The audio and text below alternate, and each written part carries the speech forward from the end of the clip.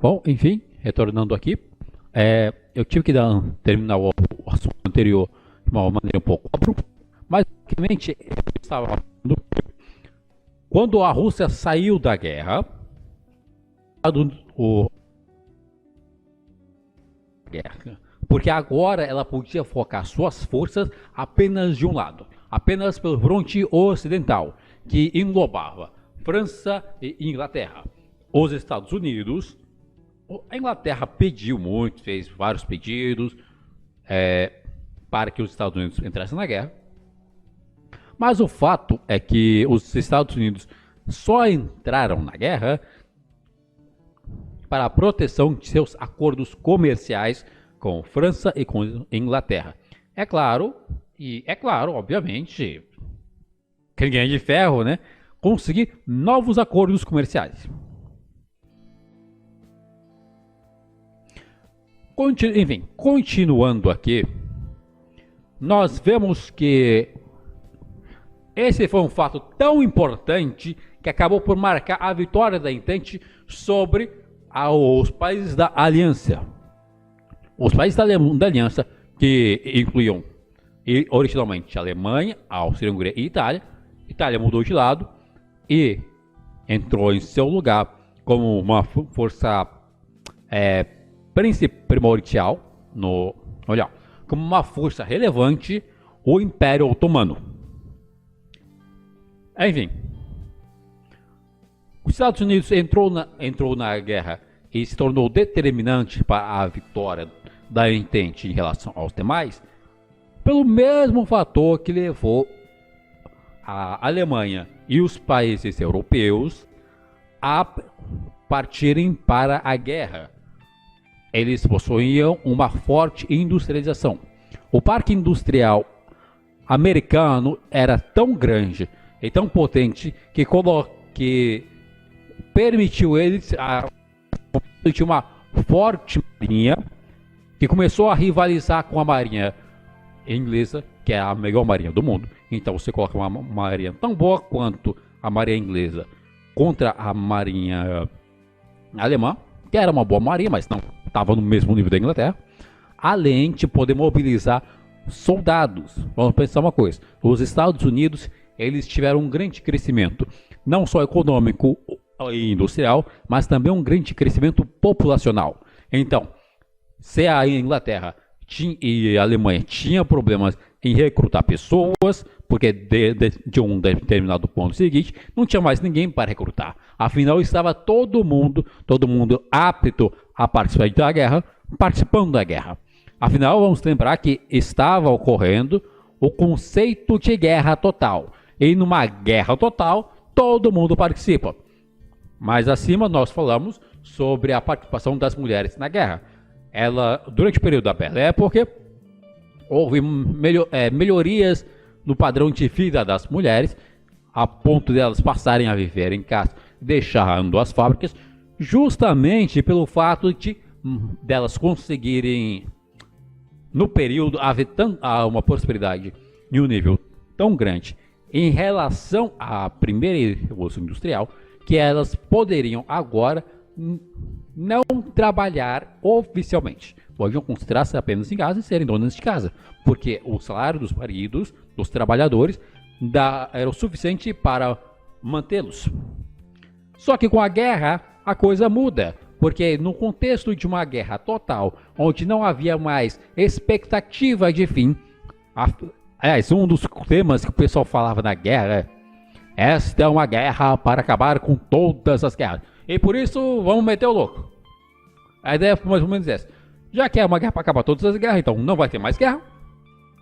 Como se isso fosse possível. Então vamos meter o louco. Vamos gastar mesmo, explodir, que se dane. Nesse contexto, os homens foram mobilizados a lutarem. Só que eles não podem, as pessoas não podem lutar se elas não tiverem com o que lutar. E o que lutar também responde-se a uma cadeia de logística para armamentos e alimentação. Obviamente, vários homens acabaram morrendo em função disso, nas trincheiras por fome e doença. Na verdade, acabaram morrendo mais homens em função disso do que em balas propriamente dito. Homens, soldados. Quando se fala assim, pessoas, num aspecto geral, que morreram em função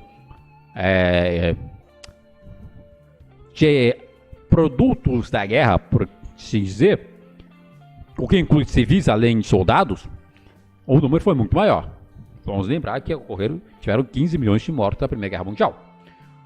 Outro ponto que é interessante aí destacar dentro da Primeira Guerra Mundial é o uso do gás mostarda, ou seja, estava incipiente o uso da guerra bacteriológica e química, que teve reflexos muito tempo depois, com vários exemplos, infelizmente, ao redor do mundo. O exemplo que eu posso trazer de um uso político de uma guerra química feita recentemente foi quando o ditador Saddam Hussein atacou algumas comunidades curdas no Iraque com gás sarin. O que diferencia o gás sarin do gás mostarda é a letalidade. O gás sarin é muito mais letal. O gás mostarda deixava as pessoas desorientadas, além de ser um gás muito irritante. O que no contexto da terra de ninguém era o suficiente para morrer. Mas não necessariamente todo mundo morria. Ao ponto, por exemplo...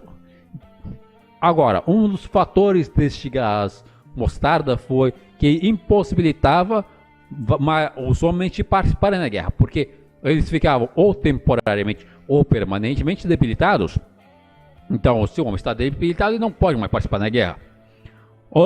Esse trabalho médico, inclusive, ele era realizado pelas mulheres e pela igreja também. Então, quando você tem um ambiente onde você não tem mais com quem lutar, porque todo mundo que já está apto a lutar está se matando, a entrada dos Estados Unidos foi um forte aditivo e determinante para o final da guerra. O Brasil também participou, mas levemente, então, deixa quieto. Tanto que o pessoal faz piada, porque as pessoas pensam que de um fato onde a Marinha do Brasil viu uma movimentação na África, na água, né? Eles pensaram ser um submarino alemão e era um grupo de golfinhos. Ou seja, a participação da Marinha do Brasil na Primeira Guerra Mundial foi matar uns golfinhos. O pessoal brinca e tira uma onda, mas, sendo bem sincero, a participação do Brasil na Primeira Guerra Mundial para mim foi excelente. Ninguém morreu, pelo menos do nosso lado. E a gente não se envolveu, Brasil, não se envolveu em uma guerra que, de verdade, não importava para o Brasil.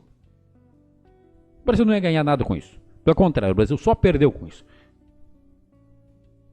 Perdeu mercados, porque todos os mercados estavam complicados, o comércio estava complicado, então o Brasil acabou perdendo com isso. O problema criado por europeus. E como eu disse, Jesus, como uma sucessão de burrices tão grande que, pelo amor de Deus, que levaram ao estopim da Primeira Guerra Mundial. Basicamente, todo mundo já estava preparado para matar uns aos outros. Só precisava de um motivo. E o motivo foi Francisco Ferdinando sendo burro. Agora vamos ao fim da guerra. Aqui tem alguns pontos muito interessantes. Mas muito interessantes. E é tão interessante que até hoje o pessoal zoa a França por causa disso. Aliás, em função disso e de outras coisas. O presidente dos Estados Unidos na época, se eu não me engano, era o Henry Truman, mas não tenho certeza, propôs um fim de guerra pacífico, onde os países deveriam diminuir seu arsenal de armas. Obviamente os Estados Unidos não estão incluídos nisso, né? Serem mais transparentes em relação às suas medidas políticas, porque obviamente isso também beneficiaria acordos comerciais dos Estados Unidos com os europeus. É claro, seria bom, seria. Mas não dá para dizer que foi, nossa, como os americanos foram bonzinhos. Principalmente que a guerra deveria terminar sem vencedores. Essa parte é interessante. De forma que os países fizessem apenas acordos de paz, sem culpar uns aos outros pela guerra. Além disso, sugeriu a criação de um órgão internacional chamado Liga das Nações, que tinha como proposta a manutenção da paz entre os países. A proposta obviamente não foi aceita. Não foi aceita pelos vencedores da guerra, que queriam lucrar com o fim da guerra e punir os inimigos, principalmente a França. Mas vamos lá. Uma das causas que levaram à Segunda Guerra Mundial foi justamente as punições que o Tratado de Versalhes, que vamos ver há pouco, deram aos alemães. Os alemães eles perderam a sua base que dava a sustentação nacionalista para o país deles e que era muito importante para que eles continuassem exercendo seu controle sobre os outros, sobre a guerra, para a manutenção da guerra. A fuga do Kaiser é um fato conhecido. E a Alemanha, ao final da guerra, estava quebrada. Aliás, todos os países estavam quebrados. A guerra total, ela foi benéfica para a indústria bélica, mas foi prejudicial para as outras indústrias. De maneira que quando a guerra acabou, e os que tiveram sorte de sobreviver, porque foi uma sorte mesmo, havia um excedente de mão de obra e falta de trabalho. Então, os países estavam quebrados. Então, a Alemanha também estava quebrada. E se a Alemanha estava quebrada e o líder fugiu, um dos maiores erros foi o líder da Alemanha ter fugido. Até hoje as pessoas acham que isso foi... Até hoje não. Né? Porque as pessoas acharam que isso daí foi uma imposição e não foi apenas covardia.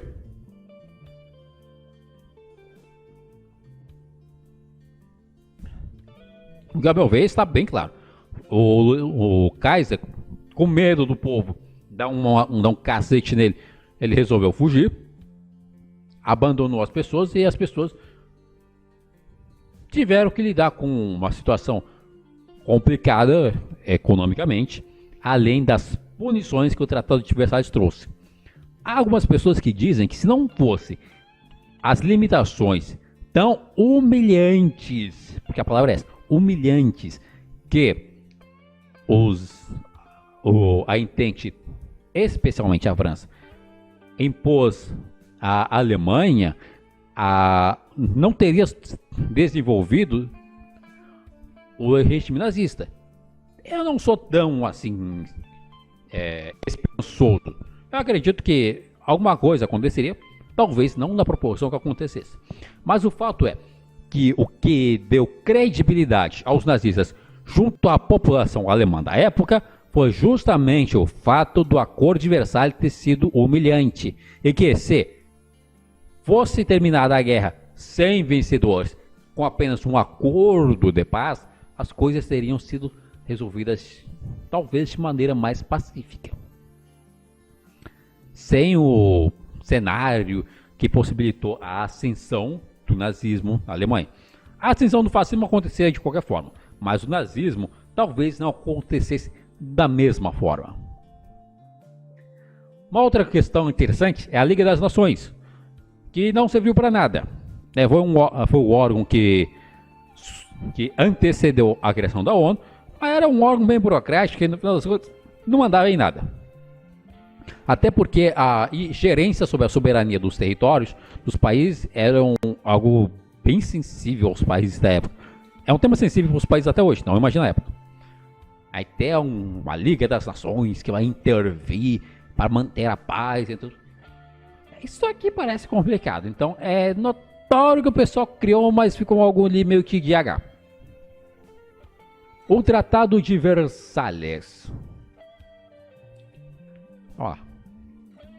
Os derrotados, ou seja, a Alemanha, a Áustria-Hungria e o Império Otomano, lembrando que a Áustria-Hungria, Império Austro-Húngaro caiu, aí tivemos a Hungria, seção da Hungria quanto país, e o Império Otomano quando caiu, cheirou um monte de países ali no leste europeu.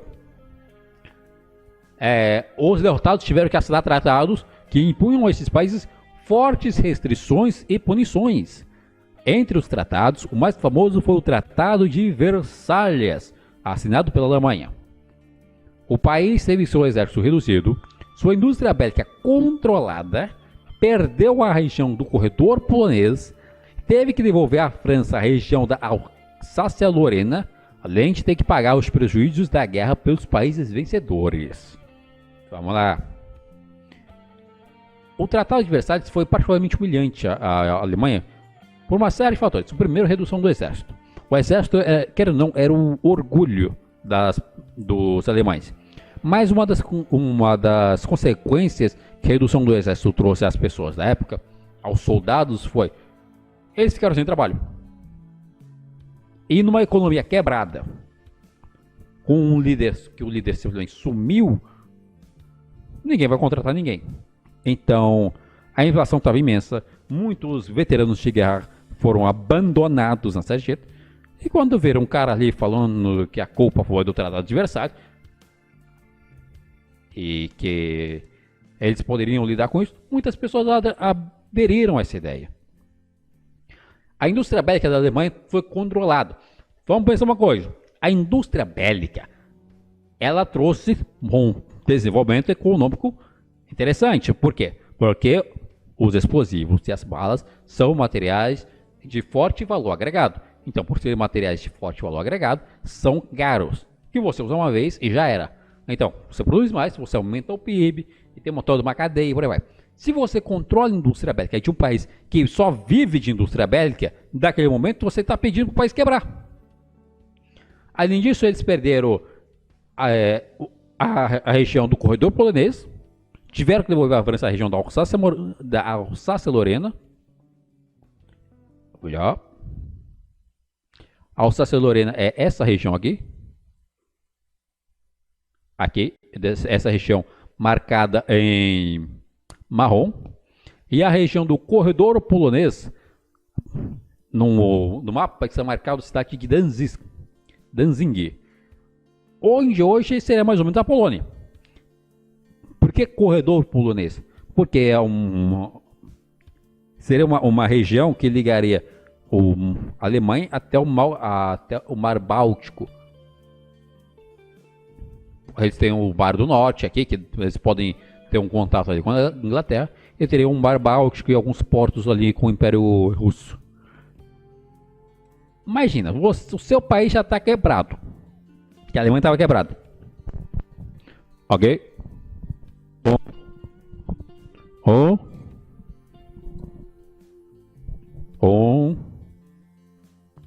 Dois. Beleza. Pensei que tinha parado de gravar. Vamos lá. Imagina, se o país já está quebrado, que a Alemanha estava quebrada, e o pessoal ainda te impõe tantas restrições que tiram basicamente a Alsácia-Lorena, que era a região mais rica da Alemanha, eles põem para a França. Tá certo que essa região esteve sob contrato da França e tal, mas era uma região germânica, quase ninguém fala francês. Então o pessoal tira a região da Alsácia-Lorena de vocês, deles, que estavam há pelo menos 50 anos sob controle alemão.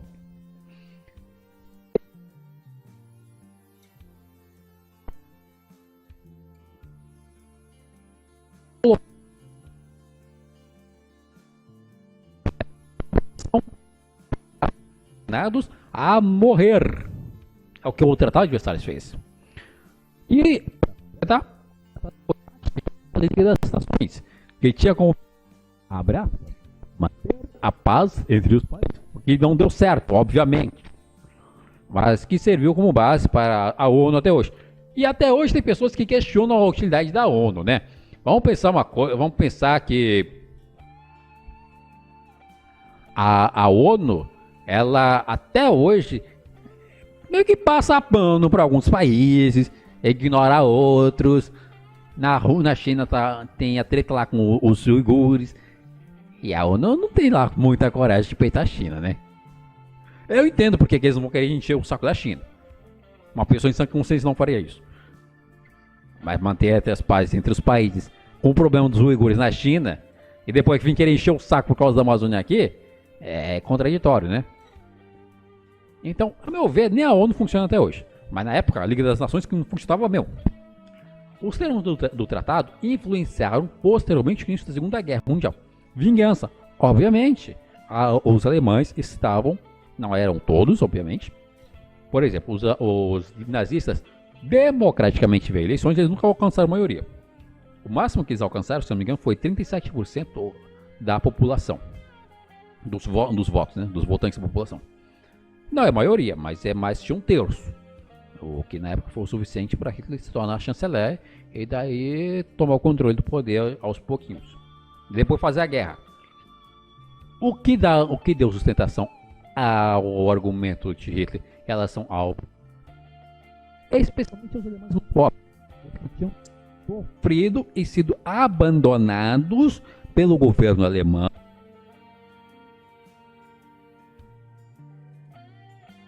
Foi justamente o Tratado de Versalhes e suas condições humilhantes da população. Portanto, a gente pode dizer o seguinte: se é um exercício imaginativo, se o Tratado de Versalhes tivesse sido um pouco mais razoável, talvez o nazismo não tivesse feito o que fez. Obviamente, o partido teria surgido e tal, mas talvez ele não tivesse ganhado tamanha proeminência e nós sequer tivéssemos tido uma Segunda Guerra Mundial. O pós-guerra. E por fim, vamos falar sobre o pós-guerra para terminar logo isso aqui. Os países da Europa estavam quebrados, o que tornou possível a ascensão dos Estados Unidos como potência econômica, se tornando a maior potência mundial. Muito bem, os Estados Unidos ele sempre foi, a partir da independência, um país que tentou copiar a Inglaterra em tudo. E eles conseguiram em quais áreas? Primeiro, no exército, que eles investiram fortemente na marinha. A marinha inglesa era a melhor do mundo, então eles investiram forte na marinha. Eles investiram forte na industrialização, ao mesmo tempo que eles buscavam uma integração nacional. Quando os países da Europa quebram, porque todos eles quebraram, incluindo a Inglaterra, os Estados Unidos, que não sofreram tanto com a guerra assim, é claro, a população sofreu com a guerra, teve inflação, os bônus de guerra, soldados morreram e tal, mas os Estados Unidos em si não chegou a ser atacado, diferente da Segunda Guerra, que só foi atacado por Pearl Harbor. Então os Estados Unidos tinham todo o seu parque industrial intacto, o que permitiu uma ascensão econômica e tornou os Estados Unidos a maior potência mundial. É claro que tem um monte de treta por aí também, né? Outra consequência foi a descrença nos modelos liberais, o que fez com que ideologias de extrema direita ficassem muito famosas. Aqui se cita principalmente o nazismo e o fascismo, especialmente nos países que saíram mais fragilizados da Primeira Guerra Mundial, como a Itália e a Alemanha. Muito bem, pessoal, vamos nos focar nisso daqui. Primeiro, um ponto que eu acho importante destacar é que a partir da Primeira Guerra Mundial, o mundo passou por uma grande reconfiguração de cenário mundial. Isto é, as potências econômicas e potências militares da época acabaram sendo algumas confirmadas, no caso da Inglaterra, e outras, como a Alemanha, que tinha um grande exército, um grande contingente de pessoas, acabaram tendo fortes consequências no seu uso do exército, o que levou não só a uma ascensão de ideologias extremistas, mas também a todo um sentimento de revolta e revanchismo que acabou por ser canalizado por estes movimentos extremistas. Mas antes de lidar com isso, vamos nos focar em alguns pontos principais, que é a descrença nos modelos liberais. O que exatamente seriam os modelos liberais? Os modelos liberais eram a forma como os países lidavam com a economia na época até então da Primeira Guerra Mundial. Basicamente, o modelo liberal era o chamado laissez-faire. Laissez-faire significa deixe fazer, ou seja, a noção de que o Estado não deve se meter na economia, que as pessoas podem lidar com a economia a seu próprio modo, sem precisar necessariamente que o Estado regule qualquer setor. É claro que isso acabava levando a discussões quanto à legitimidade do uso de impostos, que nesse caso acabavam sendo abafadas pela presença militarista do exército na sociedade. Mas não deixa de ser interessante o fato de que essa descrença nos modelos liberais acabou possibilitando o surgimento de ideologias extremistas. No caso, ele está falando sobre a extrema-direita, que é o nazismo e o fascismo. Mas é importante perceber que a ideia de ideologias extremistas não se resume apenas à extrema-direita, porque se temos a extrema-direita, teríamos também a extrema-esquerda. E um desses movimentos de extrema-esquerda, aliás, o movimento de extrema-esquerda, que surgiu ainda dentro da Primeira Guerra Mundial, mas teve bastante força, especialmente após ela, após a Segunda Guerra Mundial, que foi o comunismo. Ou o comunismo soviético, que ainda não era necessariamente comunismo, mas sim o socialismo, podemos dizer que é sim uma ideologia extremista de esquerda. O que não é interessante aqui é definir o que é uma ideologia extremista de direita ou o que é uma ideologia extremista de esquerda, porque aí nós entraremos num ponto ideológico. Porque, para dizer, por exemplo, o que é a direita e o que é a esquerda, aí teremos que pontuar essas questões ideológicas, e isso acaba saindo do nosso plano de ação.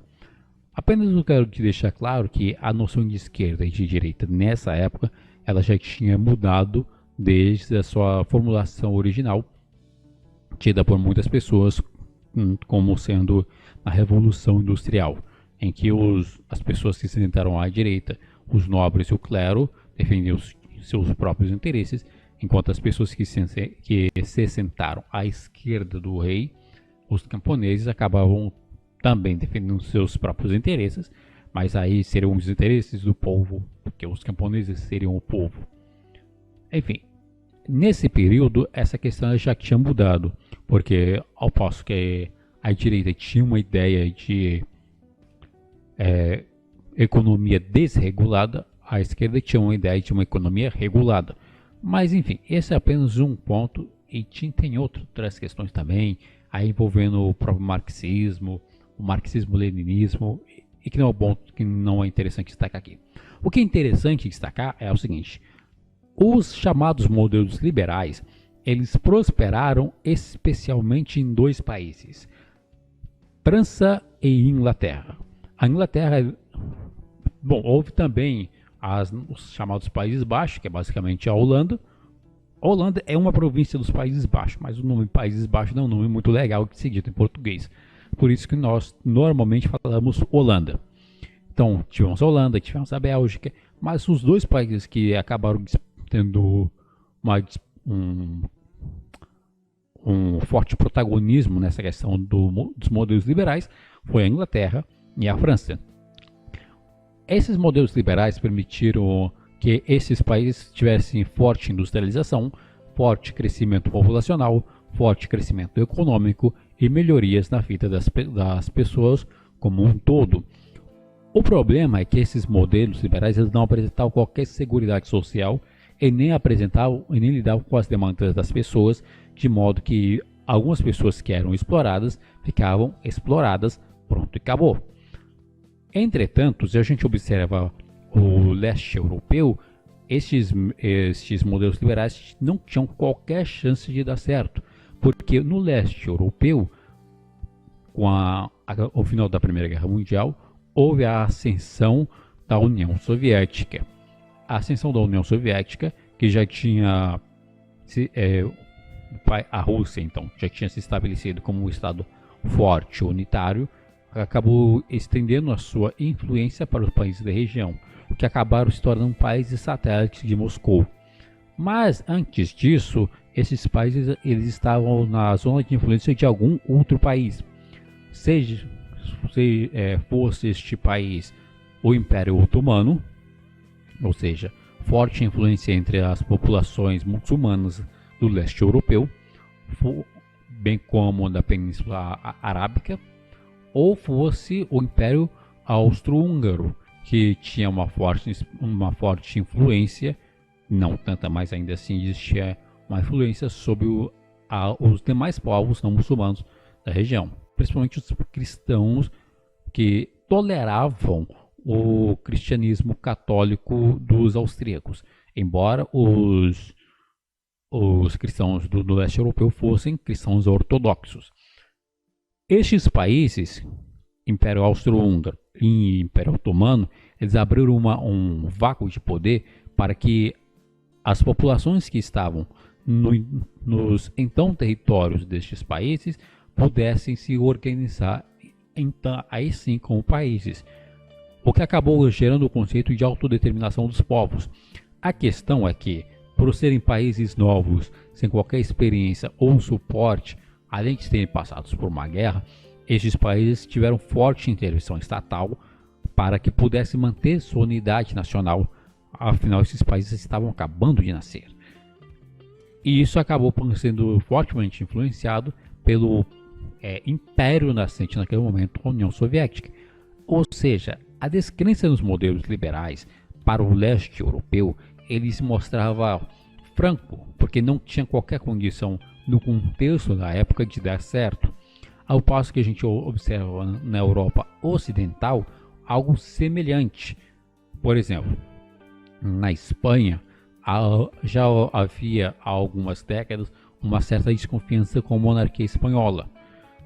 Ao passo que, por exemplo, as pessoas viam alguns grupos da sociedade mais militantes de uma militância católica, viam a monarquia como sendo excessivamente liberal.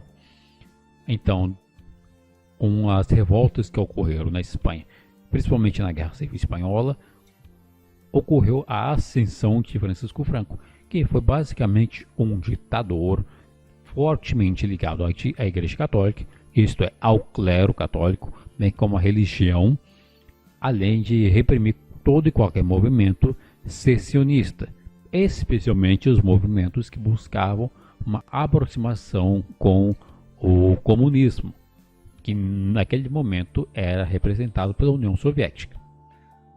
Em Portugal ocorreu um movimento semelhante também com a ditadura de Salazar. Ou seja, podemos perceber que, à exceção da Europa Central, na figura de França e Inglaterra, o modelo liberal ele estava condenado por todos os demais países influentes naquele momento, o que não só fez o surgimento de ideologias extremistas ficarem famosos, no caso ele falou sobre o fascismo e o nazismo, como possibilitou a ascensão de líderes fortes nesses mesmos países, líderes que acabaram se tornando verdadeiros ditadores. É importante destacar, por exemplo, que quando as pessoas falam no nazismo, o nazismo ele surge ali na década de 20, mas ele só ganha, Hitler só ascende ao poder em 1933. Entre 1919, o final da Primeira Guerra Mundial, e 1933, há um bom período de tempo. E esse período de tempo, ele foi importante. É importante que da chamada República de Weimar. É importante estudá-lo porque percebemos que poderia ser evitado a ascensão de Hitler, o que não é o mesmo de dizer, por exemplo, da ascensão tanto de Francisco Franco quanto da ascensão de Benito Mussolini. Mussolini chega ao poder na Itália em 1922, apenas 3 anos depois do final da guerra. E um dos motivos que levaram à ascensão de Mussolini foi justamente a Itália não receber as compensações que ela pensou que deveria receber. Isto é, ninguém realmente disse que iriam dar estas concessões imperialistas à Itália, mas ela achou que devia ter. E isso acabou levando à ascensão de um regime controlador, um regime autoritário. Aliás, no final da Segunda Guerra que surge dois conceitos que são interessantes de nós pensarmos, que é o conceito de autoritarismo e de totalitarismo. O conceito de autoritarismo, ele basicamente está presente em toda a sociedade, seja ela democrática ou não. Porque basicamente o autoritarismo é você respeitar uma figura de autoridade, mesmo que você não queira. É uma ordem vinda de cima para baixo que você deve obedecer. Nós temos, é, por padrão, associar autoritarismo a algo ruim, e geralmente é, mas não necessariamente sempre. Por exemplo, um governo obrigar as pessoas a se registrarem. Observe, obrigar. Quando o governo obriga as pessoas a fazer alguma coisa, isso é sim um totalitarismo, um autoritarismo, melhor dizendo. Quando o governo obriga as pessoas a fazerem isso, pode ser por um objetivo bom. Por exemplo, as pessoas que são registradas, elas podem ter um acesso à saúde e acesso à educação que não teriam caso não tivessem um registro.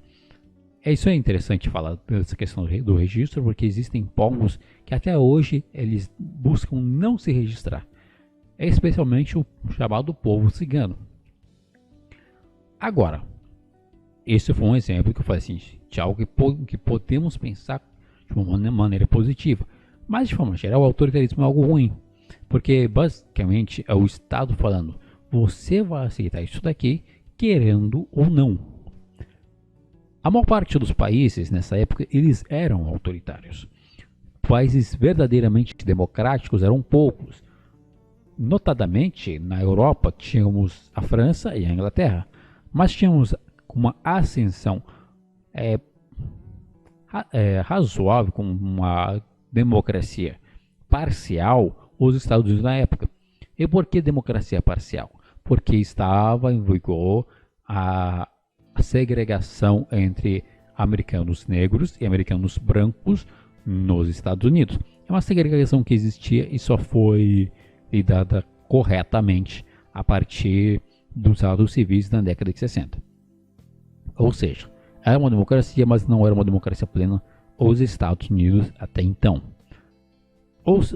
Entretanto, o autoritarismo dos países europeus nessa época, observe, países europeus era tanto a Itália, a Alemanha, a Espanha, Portugal, os países do leste europeu, quanto a União Soviética. Eles faziam uso de autoritarismo para poderem manter a unidade nacional.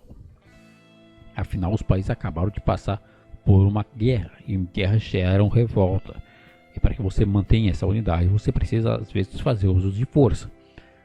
A democracia de Weimar, na Alemanha, ela foi autoritária, mas não foi totalitária. Segundo Hannah Arendt, essa definição de autoritarismo e totalitarismo, ela se dá justamente por essa questão.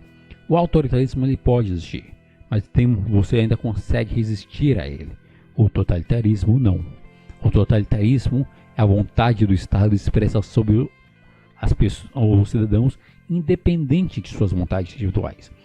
Então, se um cidadão não quer fazer algo que o Estado quer, o Estado simplesmente mata. É por isso que, segundo alguns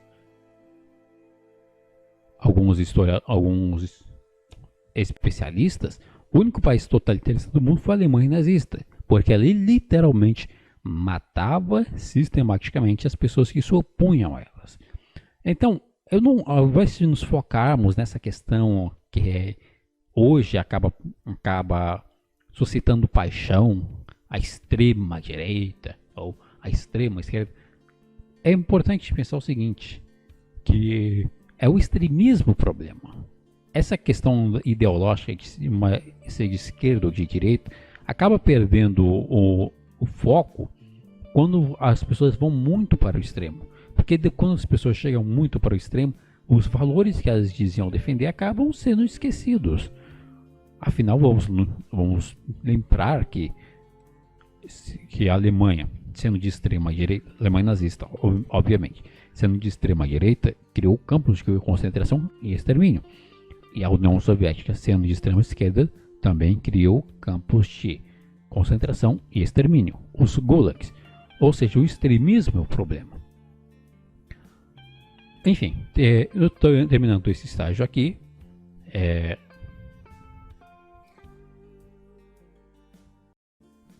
Nós vimos a Revolução Russa, vimos o que a Revolução Russa teve que fazer para poder sair da guerra, vimos a entrada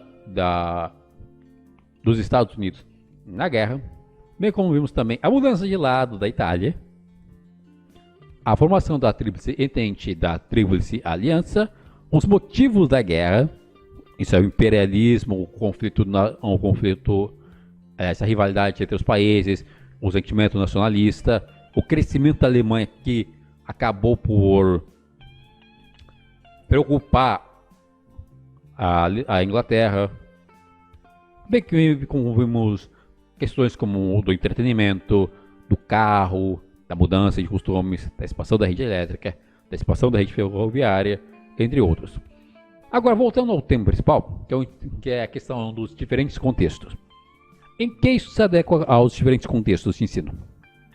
Se adequa ao objetivo de ter em mente que isto aqui é um contexto totalmente diferente do ensino tradicional da escola.